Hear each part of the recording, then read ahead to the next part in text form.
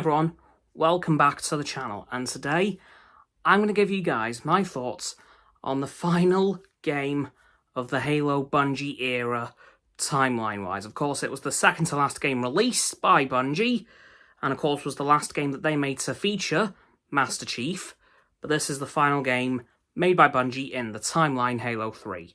And, well, I'm going to get what I always say out of the way at the start. The music in this game is just phenomenal. Again, there's nothing on this soundtrack that I don't like.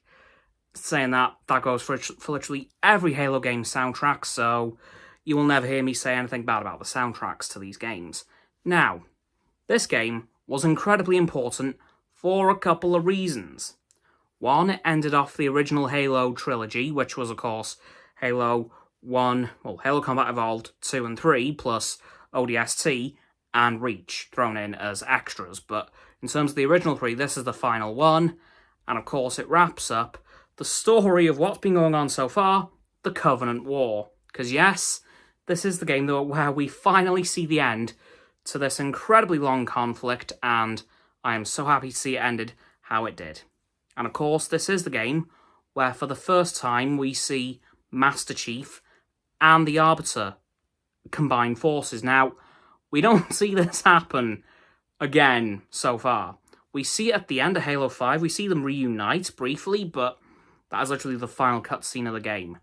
But in terms of this game, we see Chief and the Arbiter work together a hell of a lot, and we do see their friendship kind of grow throughout the game. I would imagine they considered themselves, if not allies, friends by the end of this game. They were obviously started out quite adversarial towards each other because, you know, one was a member of the Covenant, one was literally what the Covenant called the Demon. Yeah, that is Master Chief's nickname amongst the Covenants. Pretty cool, right? So they started out quite adversarial towards each other, really, but throughout the game, that sort of subsided when they realised that they really want the same thing, to bring down the Covenant and end the war. And of course, this game once again featured the wonderful Sergeant Johnson and Miranda Keyes. It also featured their deaths. Yeah, believe me, when I say I was a broken man, I'm not kidding. I nearly cried when Sergeant Johnson died. And when Miranda Keyes died, but Johnson really hit me. I thought, oh no. I was genuinely hoping that Chief would have a bag of biofoam on him. But no, Johnson just gone.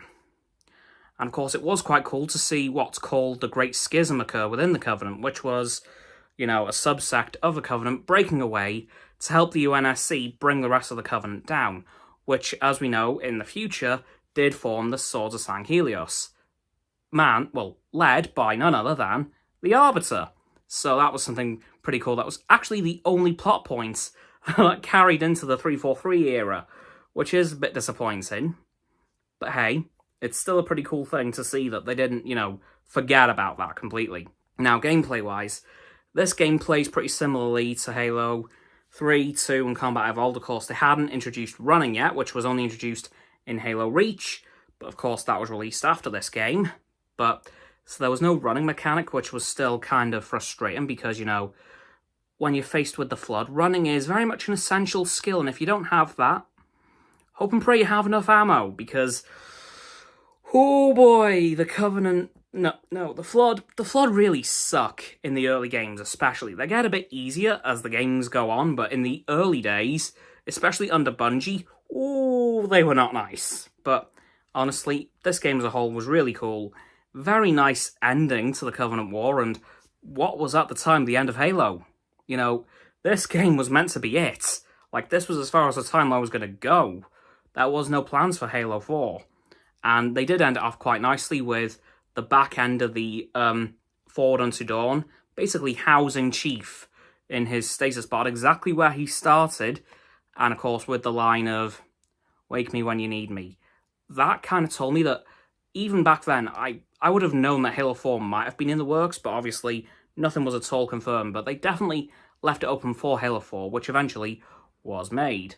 Honestly, this game was just incredible. We, of course, had that very fitting tribute to all the people who worked on Halo 3 as well in the final cutscene, with the wing of the Pelican having a load of pictures of UNSC soldiers on who were actually a part of the production crew of the game.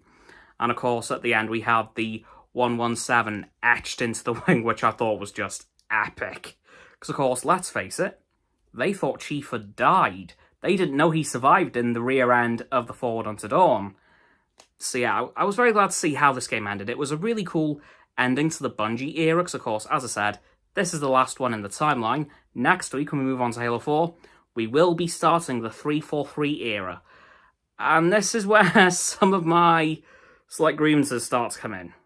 Granted, Halo 4 doesn't have many of them, though. Anyway, guys, that's going to do it for this video on my thoughts on the final game of the Bungie era in timeline terms, Halo 3. So please, like this video, subscribe to mine and Roxanne's channels. Her link's in the description, my button is down there. Please click both of our sub buttons and our bell icons to get both sets of our notifications. Comment as well, because why the hell not? Let me know what you thought of this game and of the Bungie era of Halo as a whole. Once you've done that too, please follow me on my socials. There'll be a link tree in the description. And there'll be Roxanne's website. Again, there should be an Astoundcast tomorrow. I will let you guys know as soon as I can, though. Probably in Astcar News tomorrow, so keep an eye out for that. And of course, lastly, please do share the vid with your friends so they can join the infinite loop of liking, subscribing, commenting, following, and sharing, and around and around and around that loop. And I'll see you guys tomorrow with this week's Astcar News, and next Friday and next Saturday with my Halo 4 thoughts. Bye, everyone.